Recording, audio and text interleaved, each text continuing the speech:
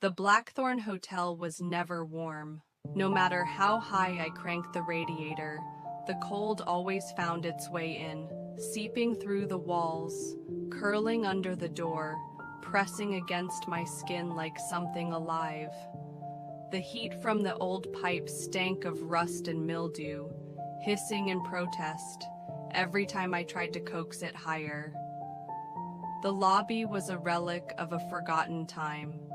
Dark wood, peeling wallpaper, a chandelier that should have been beautiful, but wasn't. It hung like a rotting corpse of brass, flickering with just enough light to make the shadows seem deeper. The air always smelled faintly of dust and old paper, like a place that had been abandoned yet refused to die. Midnight had come and gone. The last guest of the night had checked in hours ago. A businessman with bloodshot eyes, his face gray with exhaustion. He didn't speak, just slid his credit card across the desk and took his key without waiting for pleasantries. He didn't even ask for directions to his room. Just walked to the elevator, stiff and silent, like a man moving towards something he already knew was waiting for him. I watched the numbers climb.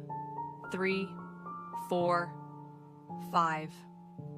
And then they stopped. I frowned, glancing at the guest ledger. Room 512 was marked as vacant. Then the phone rang. It startled me, my pulse leaping in my throat. The old rotary barely worked, but it sounded off like an alarm, echoing through the empty lobby. I hesitated for 3 rings, then slowly I lifted the receiver. Front desk. Silence, a static crackle. Then a wet, rattling breath. "I'd like to check out." The voice was wrong, like it wasn't coming through the phone, but from something deeper, something thick, as if the sound had to push through water or something worse. I swallowed, my throat dry. "Sir, you'll need to come down to the desk for that." A sickening, choked laugh, wet, broken. "I can't." The line clicked dead. For a moment, I just stood there, the receiver pressed against my ear, listening to the dull hum of the dial tone. My fingers felt stiff when I finally set it down. Then the elevator dinged. I turned, slowly.